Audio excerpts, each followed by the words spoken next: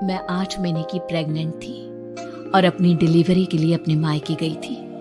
माँ ने मुझे फोन पर बताया, घर के पीछे की तरफ जो खाली जमीन थी ना, वहां पर एक नया कमरा बनवा लिया है। इतने सालों के बाद जैसे ही अपने घर में कदम रखा, कुछ अलग सा लगा। माँ, ये घर के पीछे की तरफ नया कमरा बनवाने की क्या जरूरत थी? अरे बेटा, घर के पीछे दूर दूर तक खाली जमीन है। तेरे पापा को कई दिनों से लग रहा था कि यहाँ पर एक कमरा बनवा लेंगे तो ताजा हवा मिल जाया करेगी। अब तो ये सब छोड़ और चल जल्दी से दूध पी ले।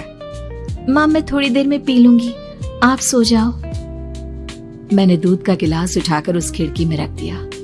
पता नहीं कब आंख लगी, अचानक से खिड़की के पल्लों के खड़कने की तेज आवाज आई। दूध का गिलास धड़ाम से जमीन पर आ गिरा। जमीन पर गिरते ही दूध का रंग लाल हो चुका था। मैंने खिड़की से झांक कर बाहर देखा। चारों तरफ धूप अंधेरा था। उस अंधेरे की तरफ से कुछ आवाजें आ रही थी, जैसे छोटे बच्चे आपस में खिलखिलाकर मस्ती कर रहे हो।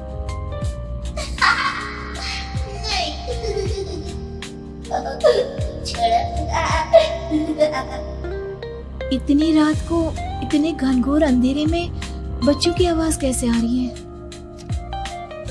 घड़ी में वक्त देखा तो ठीक 12 बजे थे। देखकर मैं सन्न रह गई। बुरी आत्माओं और भूतों की कई कहानियां मैं सुन चुकी थी। वक्त भी कुछ ऐसा ही था।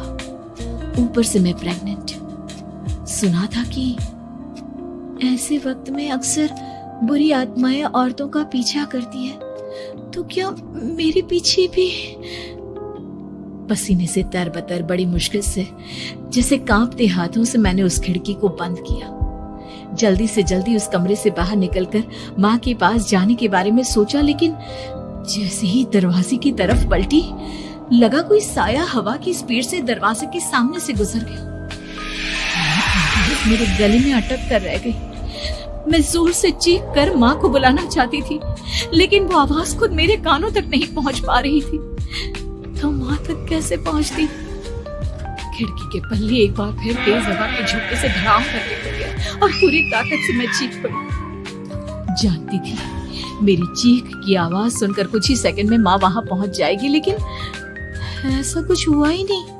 मेरा कलेजा डर के मारे फटा जा रहा था। आखिर माँ ने मेरी आवाज क्यों नहीं सुनी? इतनी गहरी नींद में तो माँ कभी नहीं सोती। ठीक पीछे खुली हुई वो खिड़की। मुझ में इतनी ताकत नहीं बची थी कि मैं पलटकर उस तरफ देख भी सकूं। हवा का एक सनसनाता हुआ झोंका उसी वक्त मेरे कानों से आकर टकराया। लगा जैसे किसी ने दबी हुई आवाज में धीरे से मुझसे कहा, चले जाओ यहाँ से। मैंने दोनों हाथ अपने कानों पर रख लिए और एक बार फिर ताकत लगाकर जोर से चीखने की कोशिश की।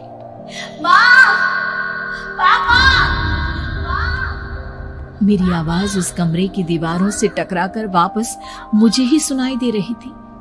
जितनी ताकत के साथ मैंने चीखने की कोशिश की थी, कुछ ही देर बाद उससे कहीं ज्यादा तेज और दर्दनाक चीख मुझे सुनाई देने लगी। ये आवाज ठीक मेरे पीछे खिड़की से आ रही थी। वो आवाज मेरे कानों में पिघलते हुए लोहे की तरह गिर रही थी। उन आवाजों में हैवानियत थी। वो आवाजें किसी इंसान की नहीं है, इतना मैं समझ चुकी थी। कांप रहे हाथों से मैंने अंधेरे में कुछ ढूंढने की कोशिश की। तभी अचानक मेरा हाथ बेड पर रखी टॉर्च पर पड़ा। किसी तरह ताकत लगाकर टॉर्च का बटन ऑन किया, लेकिन ये क्या? सामने दरवाजे पर 3 छोटी लड़कियां खड़ी हुई थी। उनके हाथ में स्टील के चमचमाते हुए चाकू थे। मैं घबराकर लड़खड़ाई और पीछे की तरफ हटी, लेकिन तब तक वो मेरे पास आ चुकी थी। उनकी गर्दन टेढ़ी थी और उनके हाथों के वो चाकू मेरे पेट को निशाना बनाने को तैयार। मैं जोर से चीखी, नहीं, छोड़ दो मेरे बच्चे को, मत मारो, मत मारो, छोड़ दो मेरे बच्चे को। सोनाली, क्या हुआ बेटा? तू इतनी डरी हुई क्यों है? उठ बेटा, क्या हुआ? हड़बड़ाकर मैंने अपनी आंखें खोली। देखा तो दिन निकल आया था। माँ मुझे जगा रही थी। मेरा चेहरा पूरा पसीने से लथपथ था। क्या हुआ बेटा, तुमने कोई बुरा सपना देखा क्या? मैं अभी तक अपने पूरे होश में नहीं थी। वो मेरे बच्चे को मार देगी माँ। वो लड़की मेरे बच्चे को। मैंने घबराकर अपने पेट को छुआ। सब कुछ ठीक था। और वो दूध जो रात को यहाँ पर गिर गया था, उसका रंग लाल हो गया था। माँ ने हंसते हुए दूध का गिलास मुझे दिखाया। तुमने दूध पिया ही नहीं, पूरा का पूरा ऐसे ही रखा हुआ है। तुमसे कहा था ना सोनाली, सेहत के लिए लापरवाही ठीक नहीं बेटा।